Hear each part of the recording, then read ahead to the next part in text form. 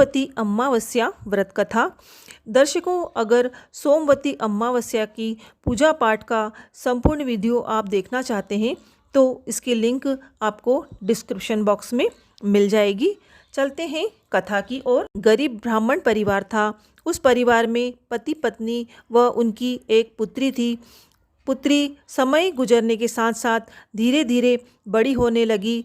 कन्या सुंदर, संस्कारवान व गुणवान थी, परंतु गरीब होने के कारण उसका विवाह नहीं हो पा रहा था। एक दिन उस ब्राह्मण के घर एक साधु महाराज आए। साधु उस कन्या के सेवा भाव से अत्यधिक प्रसन्न हुए। कन्या को लंबी आयु का आशीर्वाद देते हुए साधु ने कहा कि इस कन्या के हाथ में विवाह योग्य रेखा नहीं है। तब ब्राह्मण दंपति ने साधु से इसका उपाय पूछा। कन्या ऐसा क्या करे कि उसके हाथ में विवाह का योग बन जाए।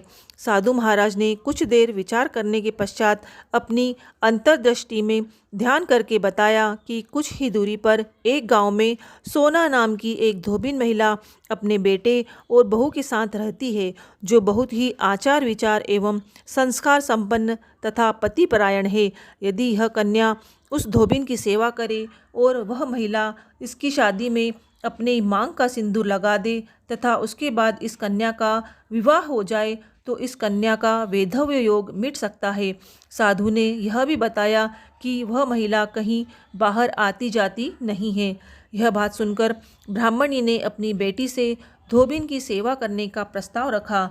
अगले दिन से ही कन्या प्रातःकाल ही उठकर सोना धोबिन के घर जाकर साफ सफाई एवं अन्य सारे कार्य करके घर वापस आने लगी। एक दिन सोना धोबिन अपनी बहू से पूछती है कि तुम तो सुबह ही उठकर सारे काम कर लेती हो और पता भी नहीं चलता। बहू ने कहा, माँ जी, मैंने तो सोचा कि आप ही सुबह उठकर सारे काम खुद ही समाप्त कर लेती हो। मैं तो देर से उठती हूँ।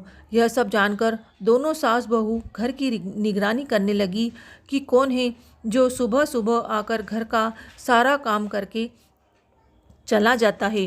कई दिनों के बाद धोबिन ने देखा कि एक कन्या मुंह ढके अंधेरे में घर आती है और सारे काम करके अपने घर वापस चली जाती है।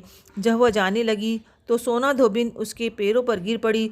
पूछने लगी कि आप कौन हैं और इस तरह छुपकर मेरे घर की चाकरी क्यों करती हैं। तब कन्या ने साधु द्वारा कही गई सारी बात बताई। सोना धोबिन पतिपरायण थी, अतः उसमें तेज था। वह तैयार हो गई।